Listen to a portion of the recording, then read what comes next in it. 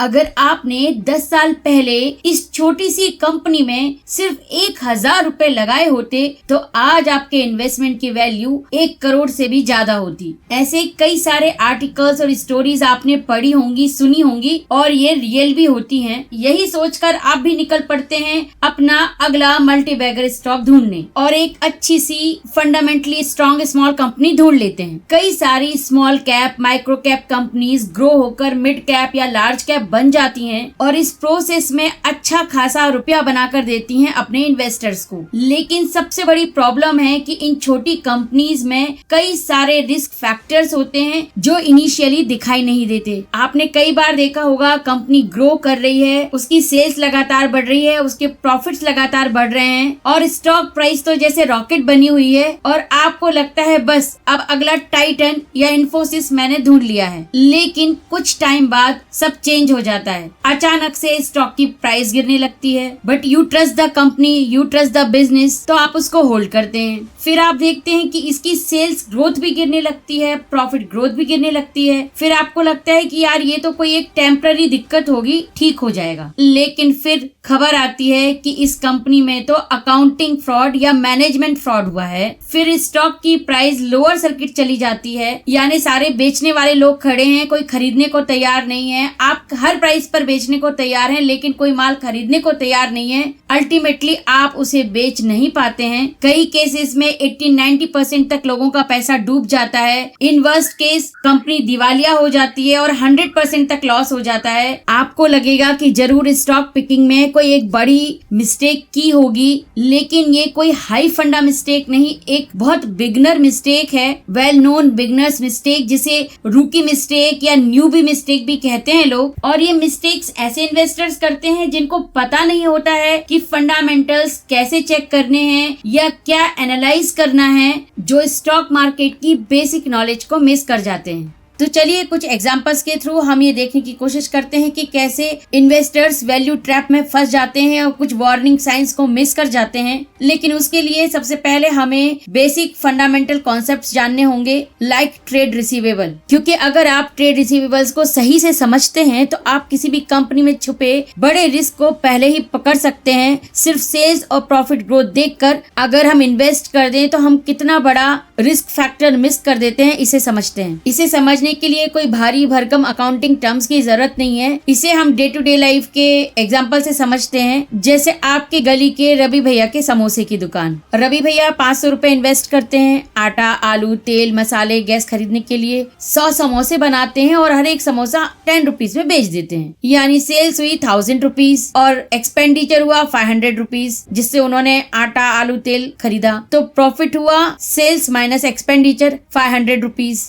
अब कुछ लोग कहेंगे 50% प्रॉफिट, ग्रेट, ये समोसे वाला तो आगे चलकर समोसा जंक्शन या समोसा किंग जैसी बड़ी फ्रेंचाइजी बना सकता है और इनकी छोटी सी कंपनी में इन्वेस्ट करते हैं। लेकिन फिर पता चलता है कि ये रवि भैया नहीं, उधारी वाले रवि भैया निकले और ये कंपनी उधारी समोसा वर्ल्ड निकली, जो हर ग्राहक को उधार पर समोसे खिला रही है। तो जो रवि भैया ने 1000 रुपए के समोसे बेचे थे, उसमें से 40 समोसे उधार पे चले गए, यानी 400 रुपए की उधारी हो गई, जिसे कुछ पढ़े लिखे लोग कहते हैं पुट इट ऑन क्रेडिट, या देसी भाषा में इसे खाते में लिख लो बोलते हैं। लेकिन बात एक ही है, यानी सेल्स तो 1000 रुपए की दिख रही है लेकिन हाथ में सिर्फ 600 रुपए हैं, 400 रुपए अभी खाते में हैं। अब जरा हिसाब लगाते हैं, असल में पैसे मिले 600, खर्च हुए 500, यानी नेट प्रॉफिट हुआ 100 रुपए। अब फ्यूचर में जब समोसे वाला ये 400 रुपए वसूल करेगा तब जाके उन्हें एक्चुअली 500 रुपए का प्रॉफिट होगा। ये तो फिर भी ठीक है क्योंकि खर्चे सिर्फ 50% हैं सेल्स का, यानी 50% ग्रॉस मुनाफा है। पर अगर यहीं पर कच्चे माल की लागत यानी कि समोसे के लिए आटा, तेल, गैस की लागत बढ़ गई और कहीं ये एक्सपेंडिचर बढ़ के 700 रुपए तक पहुंच गए, तो अब रवि भैया की सेल से 1000 रुपए,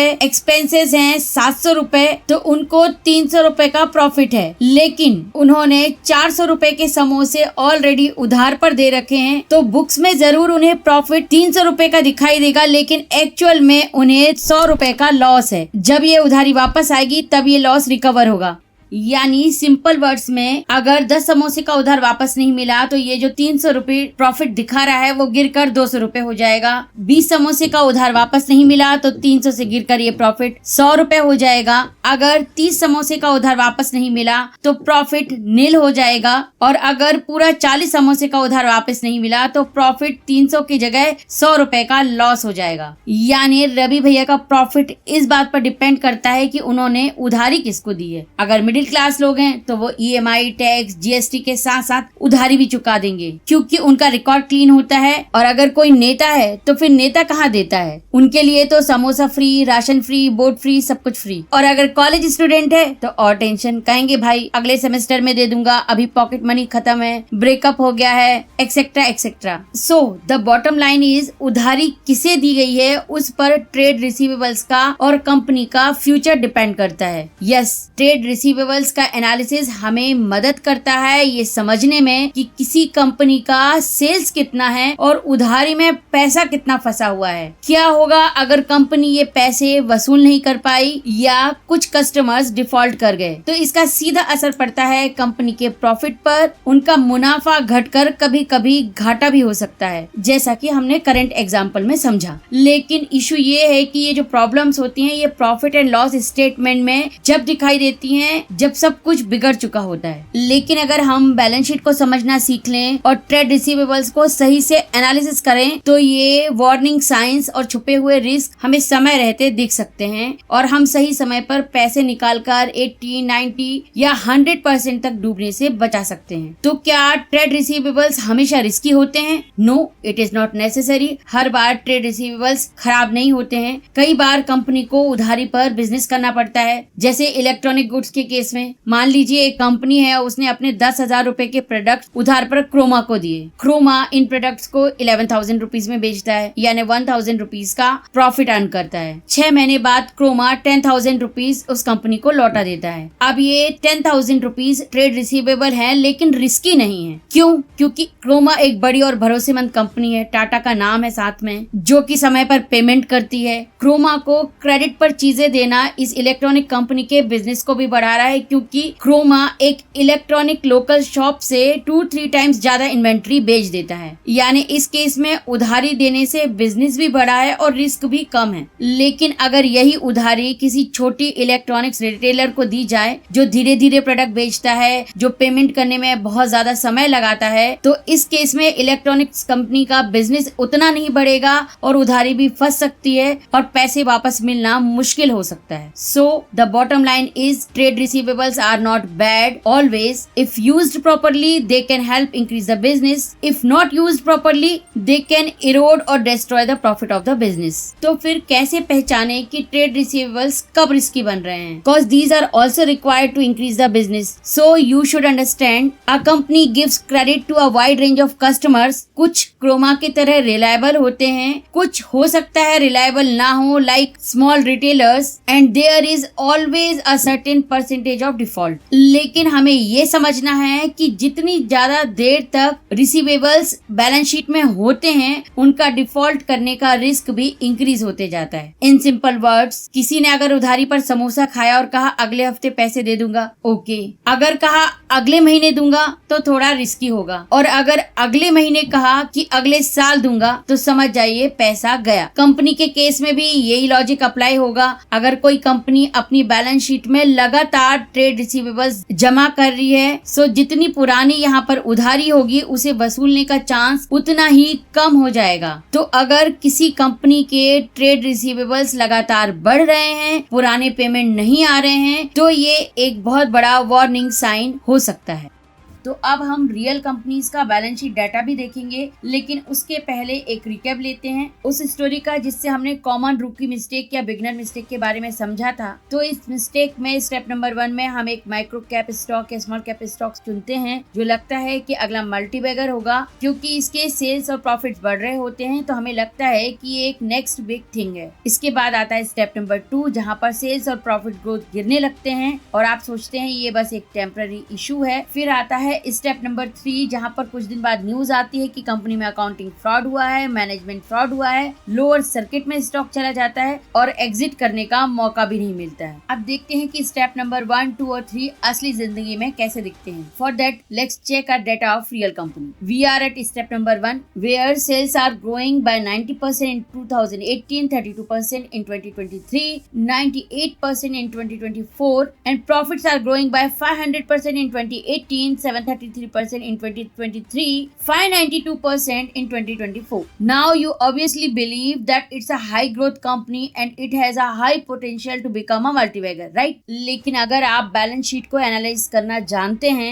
और ट्रेड रिसीवेबल्स को समझते हैं तो आप स्टेप नंबर 1 पर ही इस वैल्यू ट्रैप को अवॉइड कर सकते थे। कैसे? Let's check balance sheet and understand. तो यहाँ देखिए 2017 में ट्रेड रिसीवेबल्स 1 करोड़ थे जबकि टोटल एसेट 53 करोड़, यानी ये बैलेंस शीट एसेट का सिर्फ 1.9% था। मार्च 18 में ट्रेड रिसीवेबल्स हैं 31 करोड़ जबकि टोटल एसेट है 81 करोड़। अब ये बढ़कर 38.3% तक हो गया है। मार्च 23 में जहां पर टोटल एसेट 258 करोड़ है उसमें से 85% हैं ट्रेड रिसीवेबल्स। वहीं मार्च 24 में ये जाकर 91% तक पहुंच जाते हैं। और अगर इतना ज्यादा कंपनी का ट्रेड रिसीवेबल्स है इसका मतलब है कि कंपनी के पास सिर्फ पेपर पे पैसा है, असली में कोई कैश नहीं है। यानी सिंपल भाषा में आप बोल रहे हो कि मेरे पास 10 करोड़ रुपए हैं और कोई बोल रहा है दिखाओ, तो आप बोल रहे हो कि अकाउंट में तो सिर्फ 80 लाख रुपए हैं, बाकी के 9 करोड़ 20 लाख रुपए अभी आना बाकी है। So it is the first warning sign. जहां सेल्स बढ़ रहे हैं, प्रॉफिट बढ़ रहा है, लेकिन मैक्सिमम प्रॉफिट या सारा का सारा प्रॉफिट सिर्फ ट्रेड रिसीवेबल्स में ही फंसा हुआ है और ये ट्रेड रिसीवेबल्स वसूल ही नहीं हो पा रहे हैं, जिसकी वजह से ये बैलेंस शीट पे एक्यूमुलेट हो रहे हैं। इसका मतलब मार्च 24 का डाटा देखकर इन्वेस्टर्स को अलर्ट हो जाना चाहिए था, लेकिन होता ऐसा नहीं है। एक और चांस मिलता है इन्वेस्टर्स को जब सितंबर 2024 का डाटा आता है, जहां से स्टेप नंबर 2 शुरू होता है। प्रॉफिट और सेल्स ग्रोथ गिरने लगती है। पहले सेल्स में 90%, 32%, 98% का ग्रोथ था, लेकिन अब सिर्फ 8.2% का ग्रोथ है। प्रॉफिट में जहां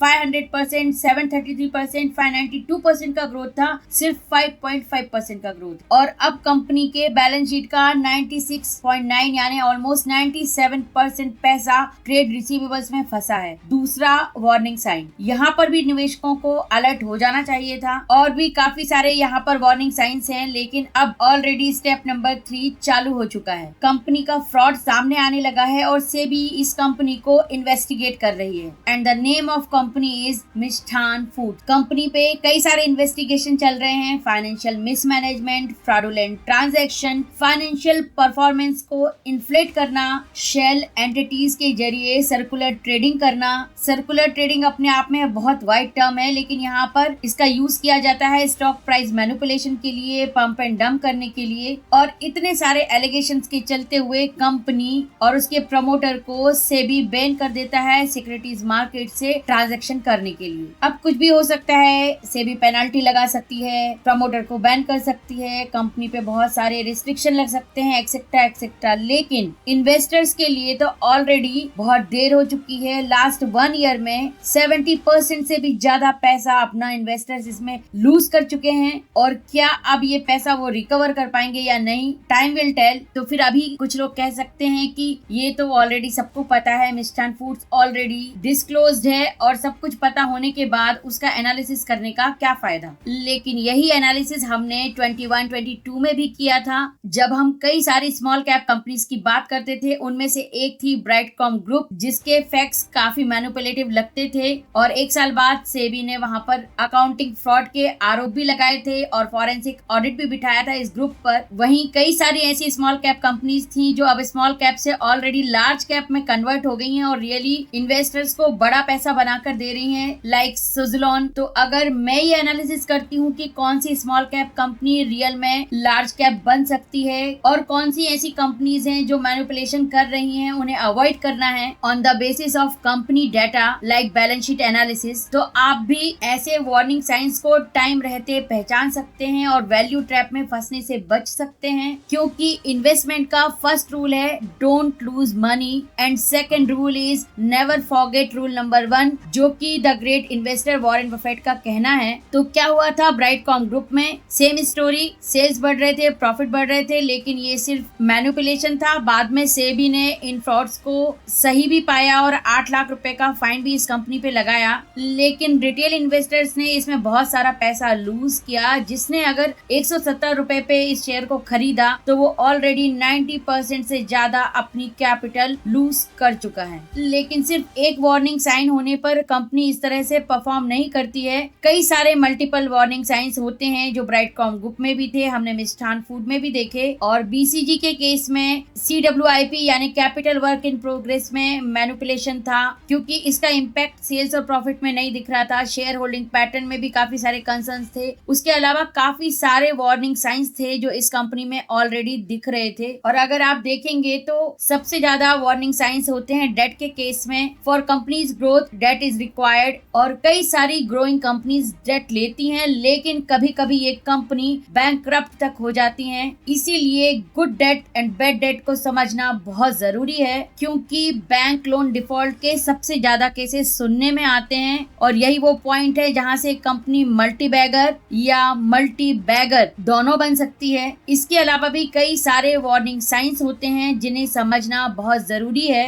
क्योंकि इनको समझने के बाद हम रियल वैल्यू कंपनीज को एनालाइज कर पाएंगे, उन्हें ढूंढना आसान हो जाएगा। और अगर इन सारे टॉपिक्स को आप डिटेल में समझना चाहते हैं तो हम 23 फरवरी को एक डिटेल्ड वेबिनार कर रहे हैं, जिसमें हम ट्रेड रिसीवेबल्स, डेट एनालिसिस और कई सारे वार्निंग साइंस के बारे में बात करेंगे। Just to give brief intro, I am into the stock market since 2005। I was lucky कि मुझे इन्वेस्टिंग करने से पहले दूसरों की मिस्टेक से काफी सारी चीजें देखने को मिली, सीखने को मिली। क्या इन्वेस्टर्स मिस कर जाते हैं या क्या सही करते हैं। मेरी कोशिश होगी कि आपके साथ भी ये सब शेयर करूं। रजिस्ट्रेशन लिंक डिस्क्रिप्शन और पिन कमेंट्स में है, जाकर चेक कर सकते हैं। Thank you so much for watching this, और आपसे जल्दी मिलते हैं। Till then take care.